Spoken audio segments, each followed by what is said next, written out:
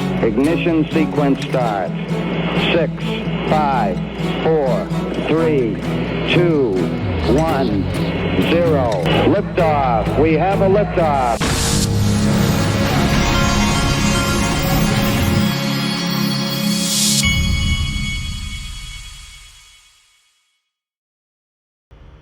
Hey everybody, this is the Digital Asset Investor, and I got on a call with Nick Birafedo from Lingto, my sponsor, this morning, and he had a lot of interesting things to say about what they're doing. Listen to this. Birafedo from Lingto on to give us a Lingto update. Hey DAI, thanks for having me on today. Yeah, man. We've got so today's kind of an interesting day. We were out of Ripple for 6 weeks, and as was reported by Yahoo Finance, Ripple was doing a tender offer, which is a buyback of shares. So they were buying back a very small percentage of employee shares and early investor shares to provide liquidity to those folks. So what had happened was, for that 6-week period, we couldn't access Ripple at all. But luckily, we're now able to access it from those same people. And we're gonna launch 3 blocks today at 3 different times. So these are all Pacific times, by the way: 8 a.m., 12 p.m., and 4 p.m. Pacific time. All of our members will see. They won't be huge blocks, but there'll be a small Ripple block available at a discounted price. Should you want to make your first Ripple investment or make an additional Ripple investment, today's a fantastic day to do it. And by staggering those times, it allows our members from all over the world to take part in it, because we're in over 100 countries now. Oh wow! Any updates on Lingto? Are you guys still planning to go public, or is there anything you can talk about? Well, we made that announcement last year. It is still on our roadmap for this year, and I hope that we'll talk more about it at XRP Las Vegas, because we'll be having an investor conference at XRP Las Vegas for all the Lingto members. In fact, if you don't mind, we're going to be a sponsor at XRP Las Vegas, and we're also going to have 2 different events at XRP Las Vegas that I'd love for our members to hear about. The one event is going to be, we're going to have Lingto Las Vegas Investor Conference, which will be open to all Lingto members, and that'll take place on the 2nd around lunchtime, and that's the day before XRP Las Vegas. And then that evening, we'll have a special Team Apollo only event. And I know you've been to some Team Apollo events. Maybe you can tell them what it's like. Oh, yeah. I've met a lot of nice people there. I did one. I've done one in, we went to the Washington Nationals game. That was one. And then we did one, was it Bitcoin Miami? Yeah, we did Miami, which was really, really great. That was a fun one. And then Wine Country. Oh yeah, Wine Country was special. Yeah. That was a whole lot of fun too. We had a great time there. But we'll be having one in Las Vegas. It'll be a great time. The last one we had was in New York City during the Ripple Proper Party. We had nearly 180 people there.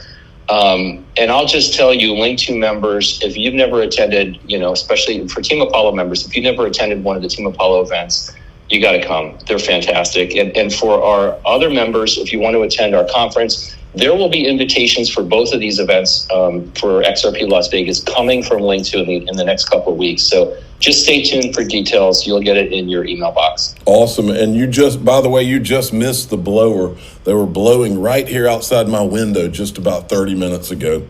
It's you have caused all of your listeners. Anytime there's a blower outside our windows, I'm sure everybody's thinking of you. In fact, I always thought it would be funny when we meet up at these conferences. One day I'm going to show up with a T-shirt that has a blower on it.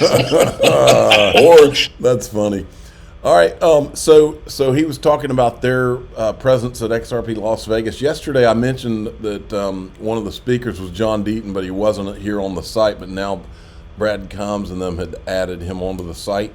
Reminder that all the links to XRP Las Vegas are in the description of this video. If you're a member in my DAIXRP.com group, you can get a discount. There's a discount link there in that group. I've posted it several times. Check this out. Breaking news: Saudi Arabia, Egypt, and UAE have officially joined the BRICS. The BRIC, according to Reuters. This is a big deal, folks, because the petrodollar everything that Americans, everything about your life, your standard of living, has to do with the fact that the petrodollar is in existence. No petrodollar, no standard of living. Glenn Beck was explaining it a little bit today.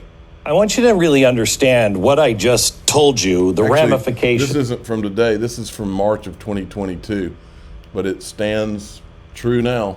I want you to really understand what I just told you, the ramifications of this. What I told you is there's an Axis and allied power.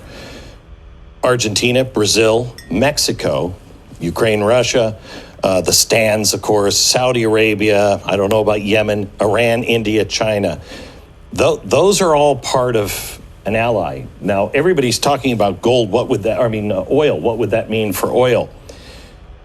But I just told you it also affects the U.S. dollar. This will take the U.S. dollar out of the world reserve currency, which people told me 10 years ago could never happen. It's going to happen soon. But more importantly, goods and services. Think about what happens if we take this part of the world out of production. Let's say there's a Cold War. When we had a Cold War with Russia, we didn't really need any stacking dolls, so we were pretty good. But now, if this is the Cold War and we don't trade with these guys, do you know how much your clothing is going to cost? How much a car will cost? Where are you going to get your chips for anything? Because Taiwan is the one that makes all of the sophisticated chips. This is going to change everything about your life, everything that you think you know about America.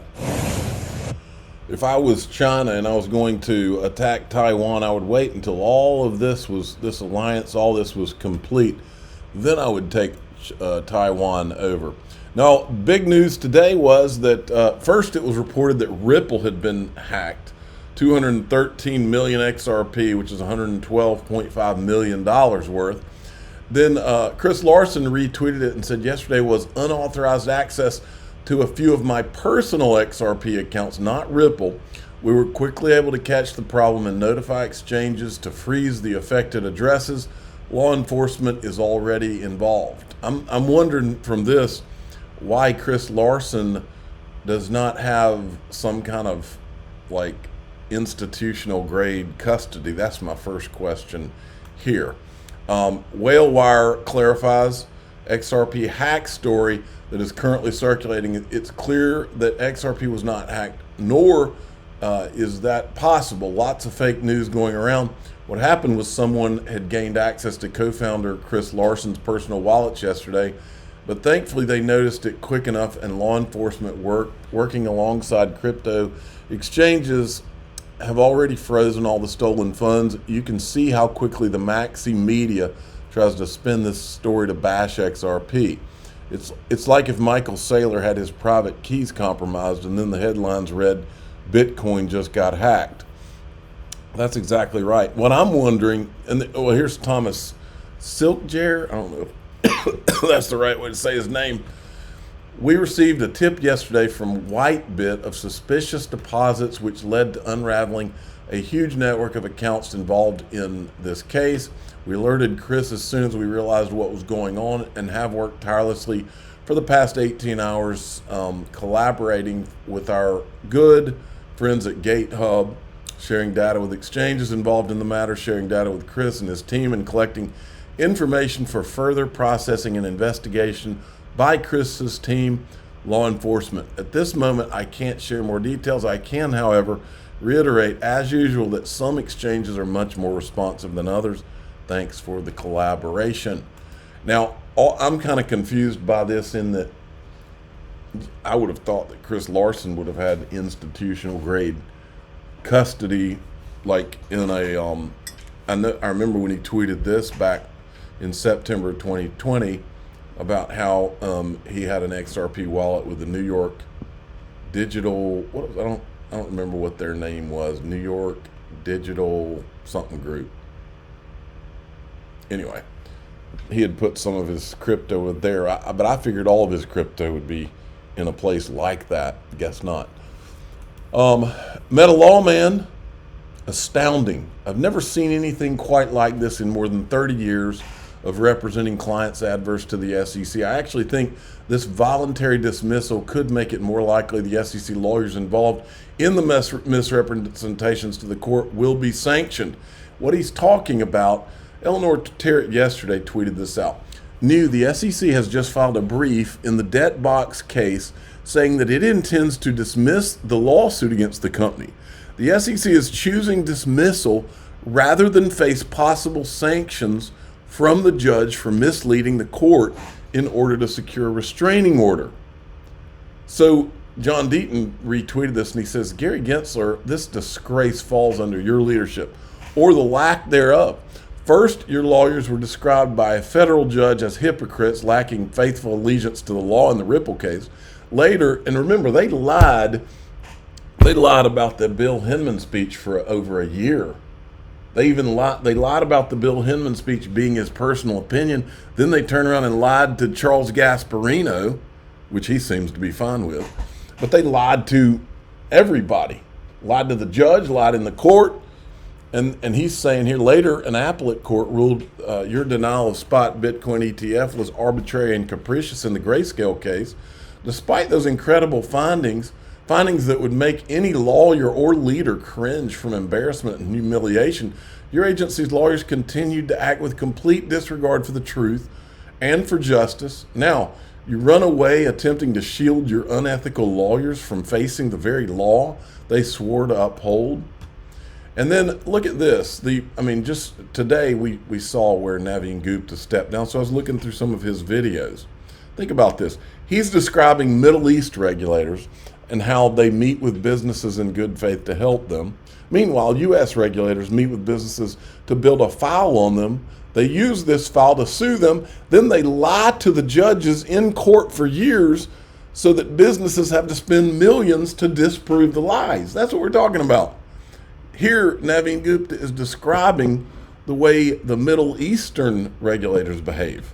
How would you characterize the crypto regulatory environment in the Middle East if you had to compare it to what we're seeing in the U.S. right now? I think it's just light. It's day and night, right? So what I can see, because I experience mainly the UAE, I think the regulators are very open. You can come up with an idea, have a dialogue with the regulator, agree on the way forward, and you're able to move forward with very quick speed. Also, you're able to very quickly mobilize in terms of team. You're able to scale up and then constantly go back to the regulator if the model changes in some way. So this healthy two-way dialogue that's creating the fertile ground for companies to grow in the Web3 space. How would you characterize the crypto? So that's the state of the United States of America. Today we had this, the XRP Ledger AMM finally passed and will be activated around February 14th. So that's good news. That thing's been out there for a long time. Then we had this keynote announcement. Money 2020 apparently is going to have Monica Long, president of Ripple, will be at Money 2020. Okay, we're going to go in DAIXRP.com, and all I'll say is this, folks. If you want to get the chills about what it is we all face in this evil world that we're now in, come on into DAIXRP.com. And also, if you want to get your XRP Las Vegas discount, come on into DAIXRP.com. Because that's in there too. But I'm going to show you some video that is just pure chilling to me. I'm the digital asset investor. I'm not an investment advisor. This is for entertainment purposes only. Please subscribe, hit the like button, tell your friends and family. If you want to get the chills, you like scary movies? We're living one right now. Come in here and I'll show you what should be chilling to the bone for you. All right, here we go.